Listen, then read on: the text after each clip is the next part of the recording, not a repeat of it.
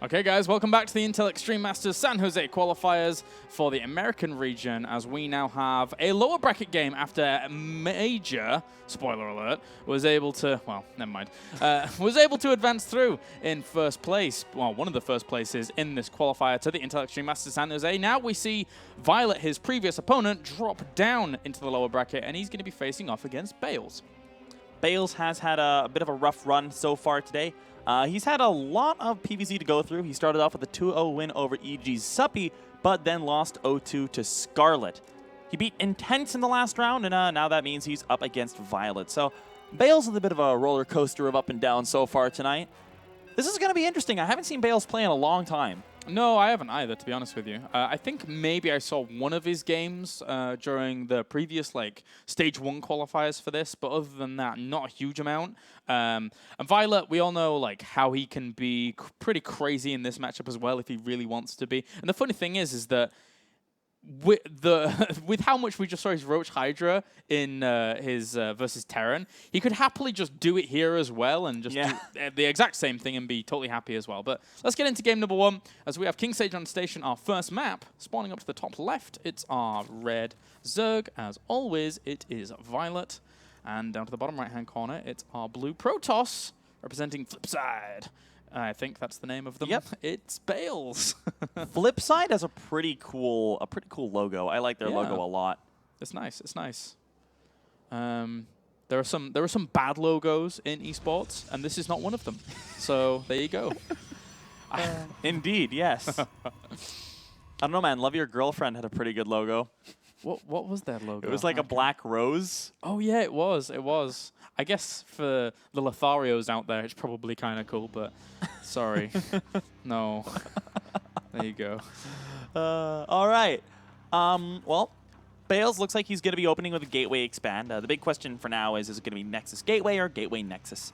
Well, over on the other side, I'm really interested to see how viOLet opts to play this out. As you mentioned, he can go Roach Hydra very, very fine in this matchup. It's more standard and considered more viable by more people than it is in the last matchup that we saw. So he can happily do that here too. It's going to be a gateway first from Bales. Not too bad. I don't mind this too much. And overall, on the other side of things, Mr.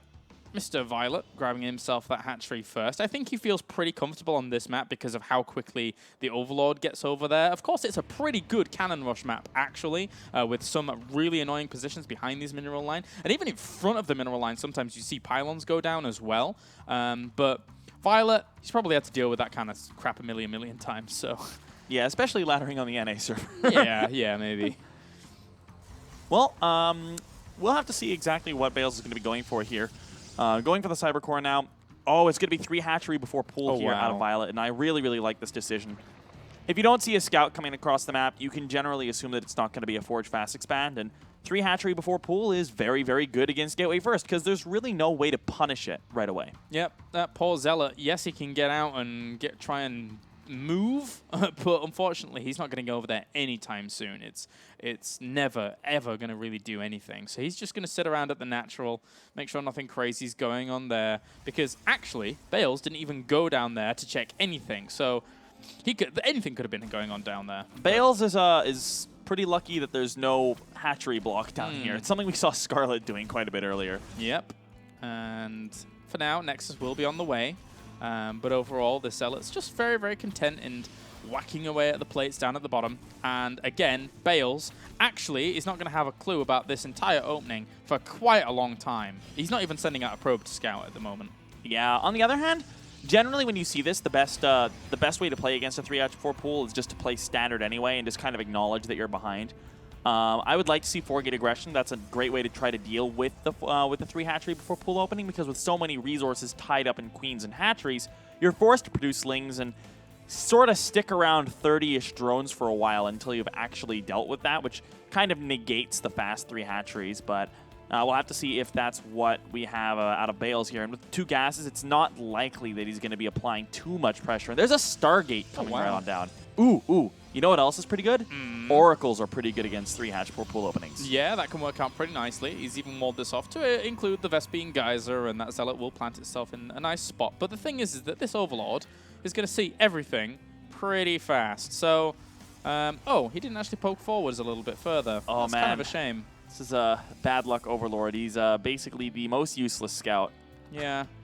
Especially like seeing the forge as well is like a sign like that can tell you, oh, the tech he's going for is forge and not Stargate. Yeah. I think the Lynx could even just poke at the front though and eventually see it, but it will be a little bit later than the obvious time that he wanted to. Is it going to be Oracle? Is it going to be Phoenix? That's my big question right now. Straight to Phoenix. Okay. So not opting for the Oracle here. And Phoenix is the safer route. Gets you map control a little bit earlier.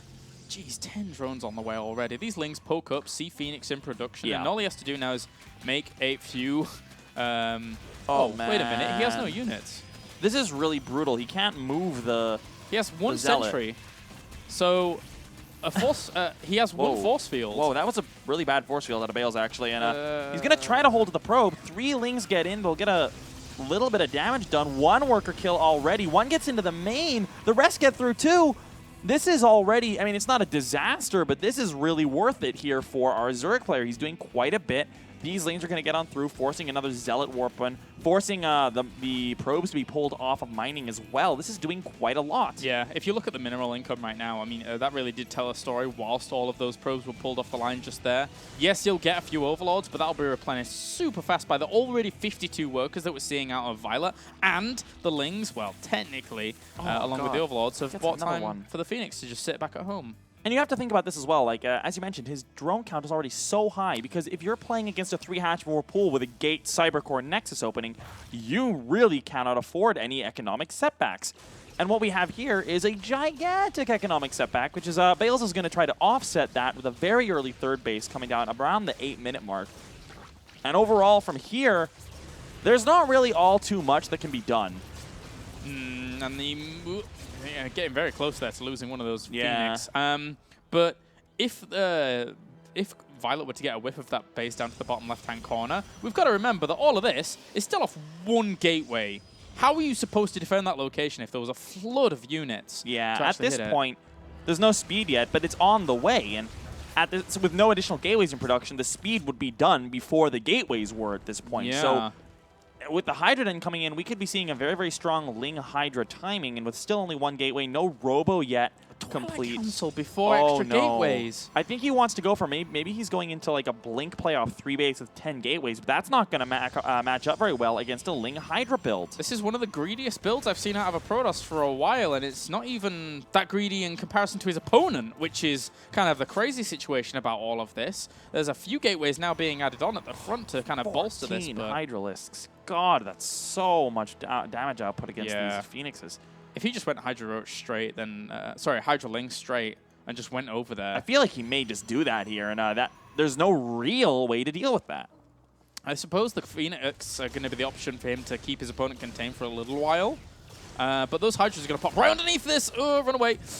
Loses 1, but he gets a queen, so at the very least, he does get something for his troubles. And 4 Phoenixes is still a formidable amount. That's still enough to kill a queen with 1 lift. So 4 Phoenixes is okay. Now, more cannons being added on in.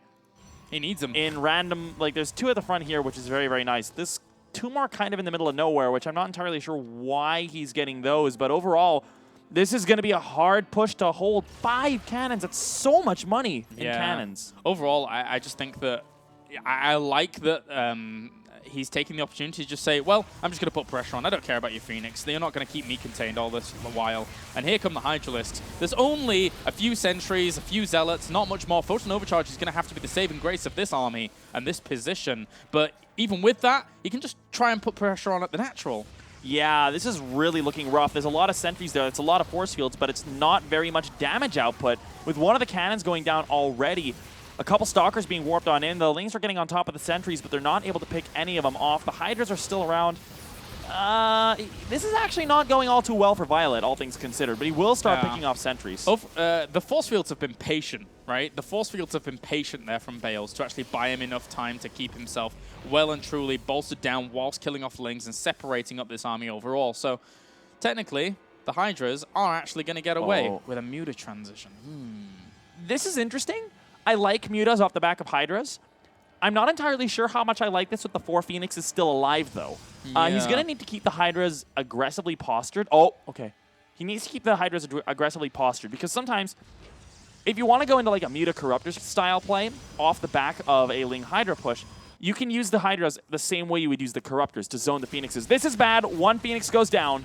There's another. Oh, man, that was really bad. Those are his real answer to the mutas. And they're going to cross the path of some of these mutas. They're so close on the right-hand side. He sees a few of them as well, and if he loses any of these Phoenix to these mutas as they try and swing around on him, oh, dear me. He's going to lose both, I think. Okay, one survives. There's only one Phoenix left here. There's a lot of Lings on the way now as well. We may just see viOLet come with a relentless push. Yeah, it's going to be really difficult.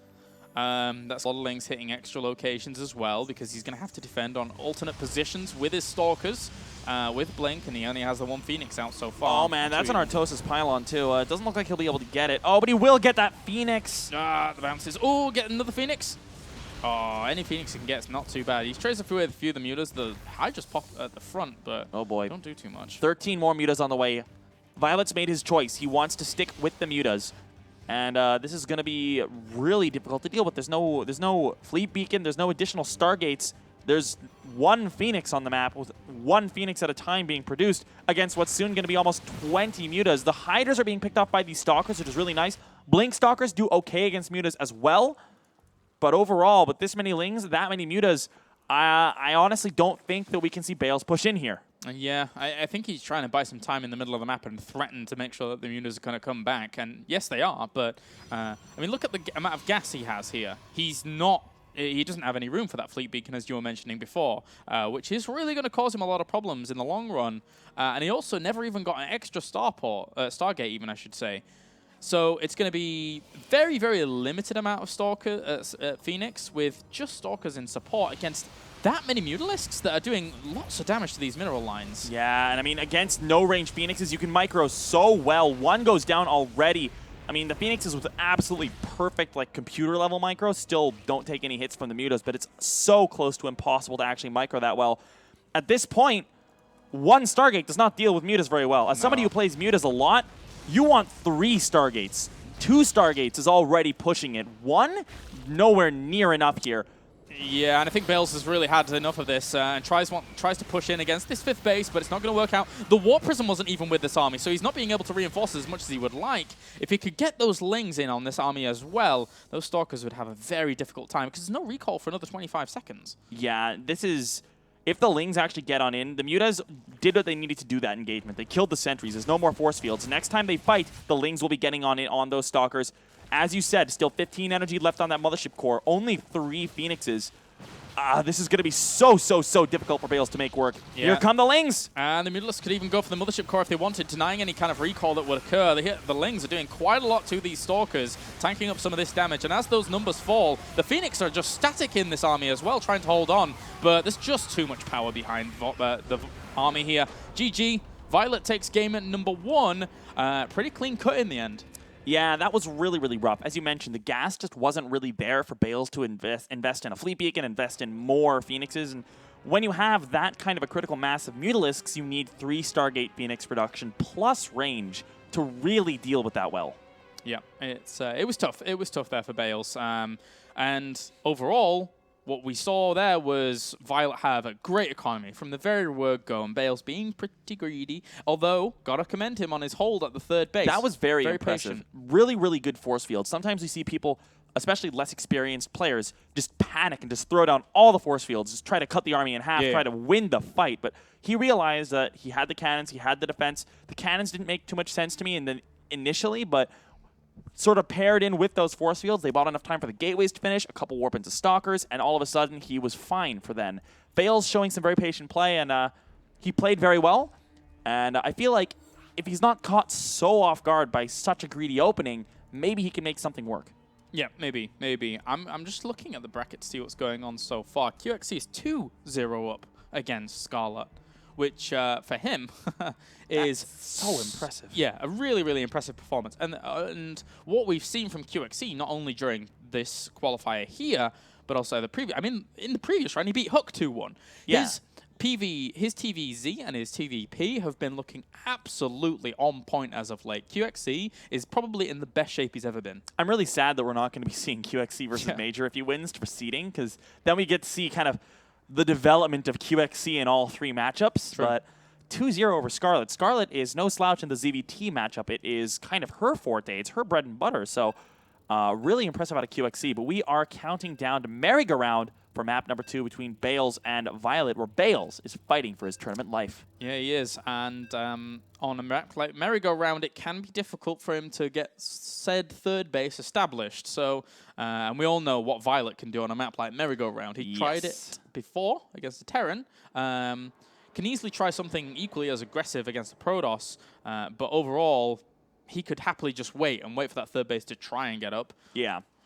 I would not be too surprised to see Bales try for some kind of a 2-base all-in. True.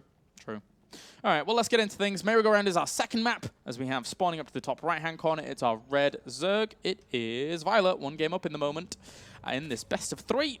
And down to the southern position as our blue Protoss hit is Flipside Bales. Flipside Tactics. I wonder where they came up with that name. It really rolls off the tongue. They were all skaters. They sang that Avril Lavigne song, and that was it. That's where they came up with the name. Sure, they can pause. Bales was a skater boy. viOLet 2-0'd him and said, "See you later, boy." Oh damn! Oh, you are the worst, Penguin. I can do that. It's okay. I'm so sorry. That was the shortest pause of all time. That was. What did he do? It wasn't a BlizzCon pause. Oh, I'm joking. We had tech issues. It was sad, but that was way out of our hands. But overall, BlizzCon was amazing. BlizzCon was amazing. It was. That stage was the best stage I have ever seen in all of esports. Actually, in all of everything I've ever seen a stage on. It was so cool. I've been to like a lot of shows on like West End and Broadway, and that was the best stage I've seen. Yeah. Oh boy. Okay, we have a 10 pool once again. He loves it. Wow. This is actually going to be really, really cool. 10 pool, more viable versus Protoss than versus Terran. Versus Major, like versus Terran, it's just a gigantic coin flip where you're praying that it's either a 2-Rax or a CC first. And here, there's some more utility to the 10 pool. You can at least try to do something against a player. If you feel like you have better micro control than a player, even if there is a gateway first, which is not going to be the case, you can get something done. Well, this has played out a bit of a sad way, unfortunately, for Bales. Yeah. There is the potential to still hold this off, of course, with great micro. Basically, we've just seen viOLet get build order advantages in both games, and this doesn't, as you said, have it by any means mean it's over, but this is going to be tough. On the plus side, Bales is scouting him first. He should see the Lings coming across relatively early, and he'll at least be given some time to mentally prepare for this assault. Yeah, mentally preparing is exactly what he's going to need. There's going to be an extra 4 Lings on the way with this as well. They actually bought a little bit of time, did that probe. Minute details, though. Oh, this is really important, actually. The probe's going to die, but it kind of shows that it sees the drone going down there, which means it's not just going to be a consistent flood of Zerglings, which we sometimes see. If a Zerg player sees a Nexus first, sometimes they'll just flood Lings, flood slow Lings until they just sort of beat the Protoss into submission. And seeing that hatchery, that drone come down, Bales should know that's not going to be the case. And very importantly, we actually saw Bales also add on his second pylon right next to this gateway. It can be all too often that you see the extra pylon going down elsewhere to maybe even hide things later on, but you need coverage. Just in case those Lings wanted to run up there and start working on that pylon, you absolutely have to have a Zealot coming out with this soon. But look how many probes. He's losing a lot of mining time with this kind of force. He's actually doing a really good job buying time. He needs that Zealot to be able to fight these. He's trying to make sure he doesn't lose the Nexus, and he's doing a good job so far, but the Nexus is getting dangerously low. The Zealot's not moving anymore. Oh, he's bringing a few more probes here. Has a lot of probes. That's probably almost all of them here. He has to try and fight this off. If he saves the Nexus, then more power to him, but loses a few workers in the process. 7 workers have died off so far. Really good micro out of both sides. You saw Bales mineral tricking the injured workers down to the minerals, but we saw viOLet focusing them down nonetheless. So really nice micro out of both. Yeah, and he's going to save the Nexus, because there's 2 Zealots out now. You can't really contest this with that many Lings. He doesn't need to pull these probes anymore. All he needs is the 2 Zealots. Yep, pause once again. Yeah, there was a little bit of lag there that was evident in the movement bit of a spike. Units. Now, just taking a look around with, this is still my favorite feature of the Heart of the Swarm expansion, that you can actually move around as an observer while paused. Oh yeah, that was not good during wall. But no, but actually we have, provided that these Zealots keep these Lings at bay and they don't kill anything else, a very even situation where we have a natural expansion up for both players. And Bales is actually leaving these probes at the front here. There we go. And now with this mining, we have 19 workers over on viOLet's side compared to 22 here for Bales. Bales just going to continue chronoing them out. The biggest loss for him is the huge delay in cybernetics core timing. Yeah, this hurts too. Probes. Oh, this is really rough here. Yeah, I'm wondering what's causing the lag. And that being said, I wonder if is viOLet even playing from America? I knew he before was not there in the previous qualifier when Polt was playing, because we were just like, well, Polt, just go and wake him up, but then he couldn't. Yeah. So, yeah. These Lings continuing to do a ton of damage here, up to 9 workers killed. They're getting way more done than they ever really should. Oh. Getting a full round on the Zealot is nice. Micro. The Micro. He actually only Wow. lost 1 Zergling to that. That was sick. And with already injured Zerglings, that's so impressive there from viOLet. Yeah. That's so hard to do. And he's going to try and get even more probes. If he can get a few more, that's nice. The tasers come into effect, and probes get 3 or 4 kills on those Zerglings for the cost of 1 probe. That's okay to deny the annoyance of that overall. Yeah, and at this point now, Bales can rest assured that he has some time to just kind of chill out and do his own thing.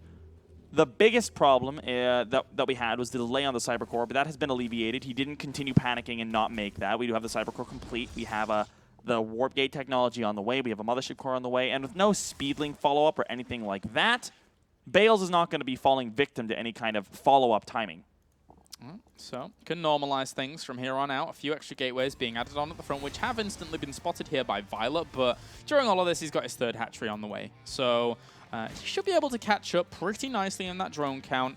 As we said, he knows this matchup. Well, I mean, he knows StarCraft pretty well. So, getting this Roach Warrant down as well, he should be pretty fine considering everything that's gone on. Wow, look at this. Bales is so eager to make sure that this wall-off is constructed after bringing down that debris a little bit. I like it because the way I see, like the way Bales is playing, it's like he doesn't want to die to something cheap. He wants a chance to really show that he is good enough to play with the best, and he doesn't want to just kind of die outright to something really stupid like having those really injured rocks knocked down. I mean, with only 78 health in the debris, there was a big possibility that that could happen.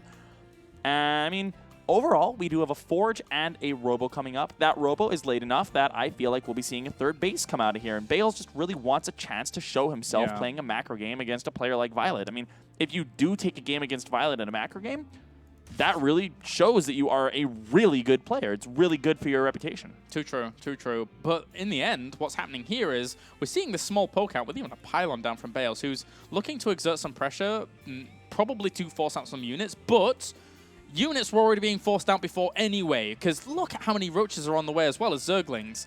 There will be an Immortal out pretty soon, because he is chrono boosting into it, but if all of his army gets caught out in the middle of the map, what's he going to do? Oh, this is terrible. This is really bad. Does he recall? But if he recalls, there's no float and overcharge. Oh, and he loses a sentry on the first unit to go down, so this wall is going to get breached. The small army on the left-hand side has to recall back, but that means he doesn't have energy for float and overcharge. He's going to have very few units here to really hold on. Oh, the sentry with the force field is a little bit late. He's going to lose God. the 2nd sentry, too. He doesn't even get the force field off. That Immortal is worth its weight in gold right now, but the extra Lings are doing a lot of damage to it over on the side. Another bit of a lag spike. Overall, this position, there's still 8 Roaches in there and 7 Zerglings, too, against basically a Stalker, a Zealot, and an Immortal here. Yeah, that's looking rough. Can you quickly check the bracket for me, Penguin, just in case to see who would be actually playing against if this was to go on? It's going to be basically Kelazur or the versus the winner of Scarlet or QXE versus Kelazur. Well, back into this now as that Immortal is so important, as you were mentioning before, and does have a good force field actually protecting it. Really able to nice shut down micro. those roaches, but they're going to get on top of it. Those 2 Lings. Oh dear. Oh, so close to actually saving it one more time. Bales here is in a world of hurt. He's already down by 18 workers. These Roaches are almost dead, but they're not quite dead yet, and there's not that much damage output. Good force field coming on down. Allows the Zealot to get the killing blow and a couple more. The Stalker should be able to clean up the rest, and another Immortal is out. Bales holds. He's in a world of hurt, but that was a very impressive hold, I'm not going to lie. Yeah, and in the end, I mean, what has that resulted in? It's resulted in a lot of extra drones being produced during that kind of assault, with extra Lings being made after those drones to shut down these pylons, making sure that his opponent can't put on pressure, and then those Lings could happily just go and deny a 3rd base, because there really isn't that much army here for Bales. It's a rocky road, my friend, a rocky road. Yeah, at this point, I almost feel like he has to go for a 2-base timing. But he hasn't prepared for one. He's adding in the extra gateways now to take himself up to about 6 gates, but I think it still feels to me like he wants to take that third, but he knows he needs some more units before he can actually go ahead and do that. Meanwhile, there's a 4th on the way for viOLet. Jeez, he is. Oh god, relentless. these units don't want to be where they are. There isn't even that much firepower against Lings alone. Only 2 Zealots in with that. The force fields would have had to have gone down, and then any kind of forward push he would have done would have been completely rendered very, very useless by the fact that he didn't have any in the forward push. So retreats back, saves that fire force for a little bit longer, gets the Warp Prism out with it. A few more gateways going to finish up, but viOLet bought himself tons of time again. He did, and we are going to be seeing an all-in follow-up here from Bales. He knows at this point he's given viOLet too much time. If he tries to take a third on this map especially, it will die. He needs to go for a 2-base push, and it's not a great position to be in at all. 3 Immortals is the main firepower here. He's also sitting on 7 sentries. Some more Stalkers being added in as well.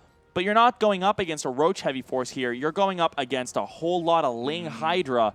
And with 8 more Hydras in production here, and we already have a +1 Carapace nearing completion, there will be an upgrade lead here for the Protoss player, but that's about the only advantage that Bales has moving forward. And he's going towards a base on a location that just actually doesn't exist. So his opportunity to hit in the right place at the right time has gone by far. viOLet is going to set up a great concave and push in from...